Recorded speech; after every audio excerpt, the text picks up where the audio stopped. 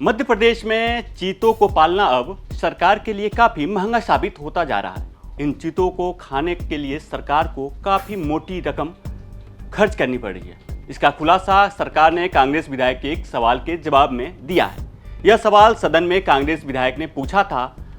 तो क्या है ये पूरा मामला और चीतों के खाने पर सरकार को कितना खर्च करना पड़ता है, यह हम आपको विस्तार से बताएंगे। नमस्कार, मैं हूं आशुतोष और आप देख रहे हैं एमपी तक। प्रोजेक्ट चीता के तहत पीएम नरेंद्र मोदी ने 2022 में नामीबिया से चीतों को पुणे में ला करके छोड़ा था। उद्देश्य था भारत में विलुप्त हो चुके चीतों की वापसी। लेकिन अब खर्चों को लेकर के बहस तेज हो गई है, क्योंकि सरकार ने जो आंकड़े जारी किए हैं उसके मुताबिक चीतों को रोजाना 35,000 रुपये का मीट खाने के लिए दिया जाता है, जो सालाना 1,27,00,000 रुपये तक जा रहा है। हालांकि कूनों में प्राकृतिक शिकार के लिए सरकार की तरफ से चीतल भी छोड़े गए हैं, लेकिन बताया जा रहा है कि चीते जो हैं वो बकरी के मांस को ज़्यादा प्राथमिकता दे रहे हैं। दरअसल कांग्रेस विधायक मुकेश मल्होत्रा ने चीतों को लेकर के एक सवाल सदन में पूछा था।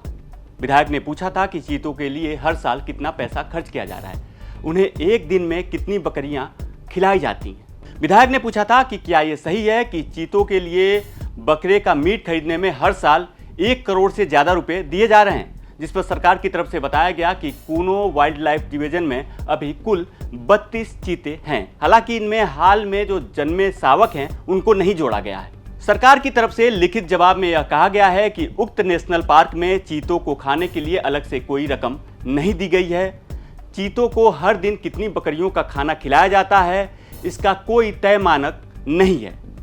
सरकार की माने तो जरूरत के हिसाब से उन्हें मीट दिया जाता है। सरकार ने यह भी कहा कि जंगल खुला होने की वजह से कभी कभी गांव में बकरियों को शिकार के लिए चीते चले जाते हैं। कांग्रेस विधायक मुकेश मल्होत्रा ने जब चीतों के सीमा से बाहर जाने को लेकर सवाल उठाया तो सरकार ने कई चौंकाने वाली बातें स्वीकार की।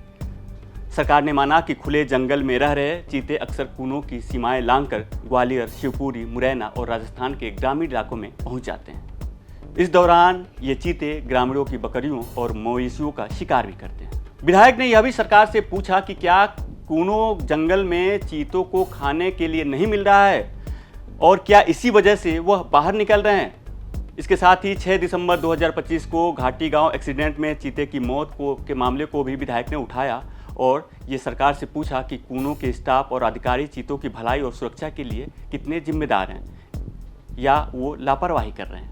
इस पर सरकार ने लिखित जवाब में माना कि 6 दिसंबर 2025 को हाईवे पर भटकने के बाद एक चीता एक्सीडेंट में मारा गया था। लापरवाही के सवाल पर सरकार ने अपने अधिकारियों का बचाव किया। सरकार ने कहा कि ट्रैकिंग टीम प्रभावी ढंग से काम कर रही है और हाईवे पर हुई मौत एक महज दुर्घटना थी। इसके लिए किसी अधिकारी को जिम्मेदार नहीं ठहराया जा सकता।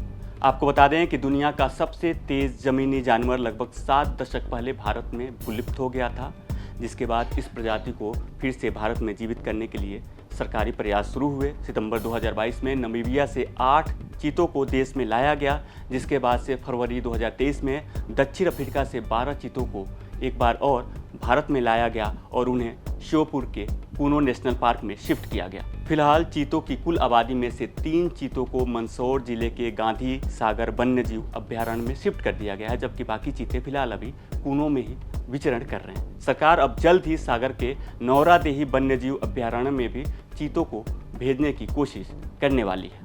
तो कैसी लगी खबर आपको कमेंट में हमें जरूर बताएं और मध्य प्रदेश से जुड़ी तमाम बड़ी खबरें देखने के लिए देखते रहें एमपी तक।